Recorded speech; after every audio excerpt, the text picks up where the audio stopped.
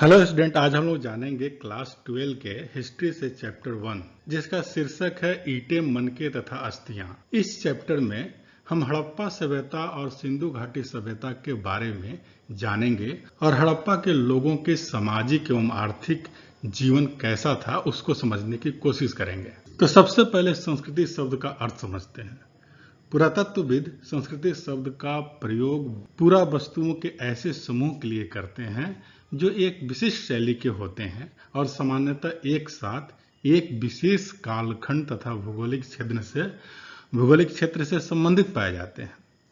संस्कृति किसी समाज में गहराई तक व्याप्त गुणों के समग्र रूप का नाम है जो उस समाज के सोचने, विचारने और काम करने, खाने पीने, बोलने, नृत्य, गान और साहित्य, कला, वास्तु आदि को दिखाती है, परिलक्षित करती है। अब जानते हैं हड़प्पा सभ्यता, सिंधु घाटी सभ्यता दोनों एक ही है। प्राचीन भारत की पहली सभ्यता हड़प्पा सभ्यता है। यह संस्कृति पहली बार हड़प्पा नामक स्थान पर खोजी गई थी, इसलिए उसी के नाम पर इस संस्कृति का नाम रख दिया गया। हड़प्पा पाकिस्तान के पंजाब के राज्य में मोंटगोमरी जिले के रावी नदी के बाएं तट पर स्थित है। लगभग 2600 और 1900 ईस्वी पूर्व के बीच इसका कालखंड निर्धारित किया गया है। इस सभ्यता को सिंधु घाटी सभ्यता भी कहते हैं।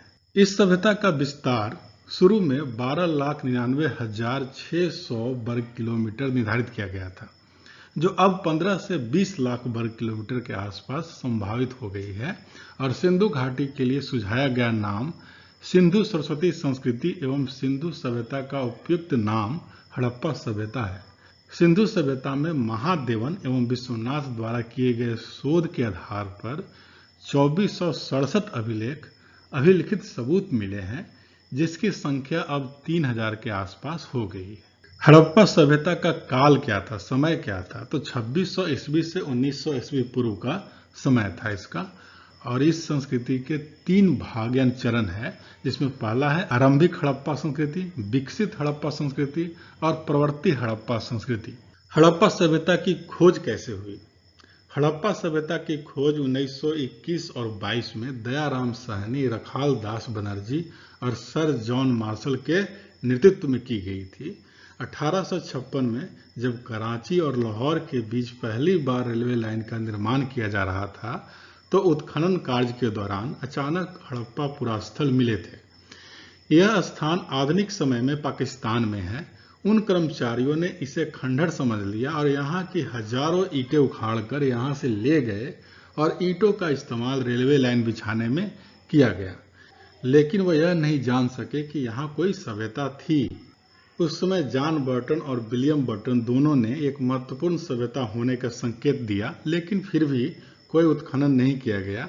1920-21 में माघव स्वरूप वत्स व दयाराम साहनी के द्वारा पहली बार हड़प्पा सभ्यता का उत्खनन किया गया और 1922 में रखाल दास बनर्जी ने मोहनजोदड़ो नामक स्थान का उत्खनन किया, जो पाकिस्तान के सिंध क्षेत्र में लरकाना जिले में सिंधु नदी के दाएं तट पर स्थित है।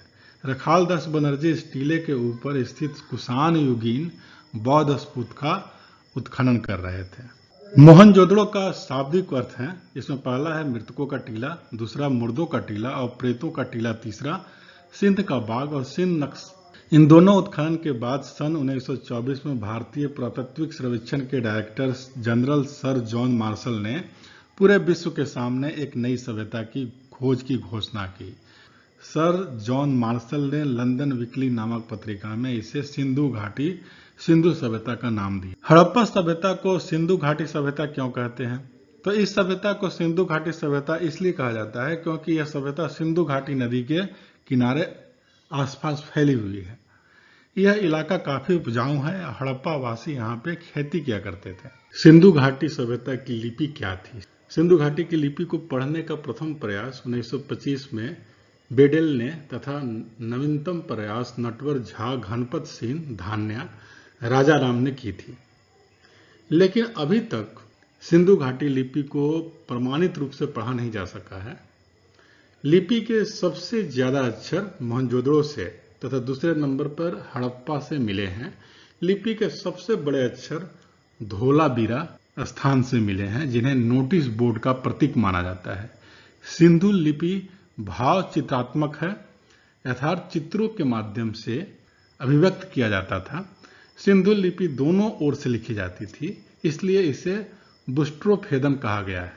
सिंधु सभ्यता के विभिन्न पक्षों को जानने की दृष्टि से विशेष उल्लेखनीय है सेलखंडी प्रस्तर एवं पक्की मिट्टी से निर्मित विभिन्न आकार और प्रकार के मोहरे, जिसमें आयताकार और वर्गाकार प्रमुख है।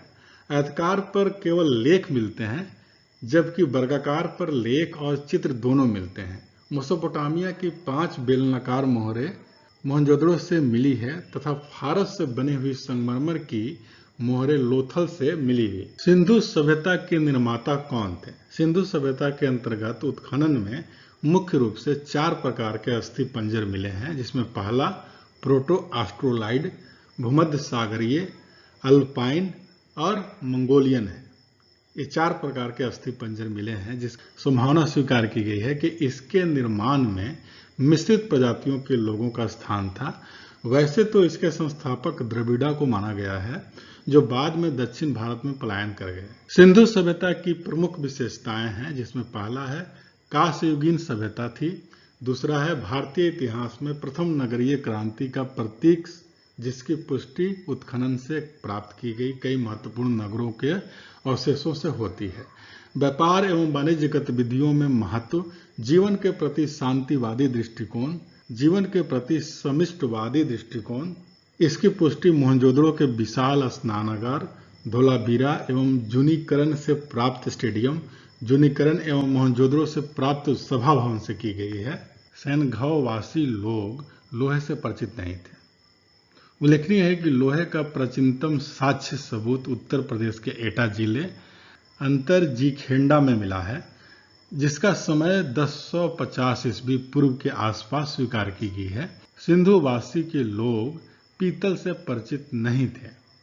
हड़प्पा सभ्यता की जानकारी के प्रमुख स्रोत क्या क्या हैं? तो उसमें आवास है, मृद भांड है, आभूषण है, औजार है और मुहरे हैं। इमारतें और खुदाई से मिले हुए सिक्के भी हैं।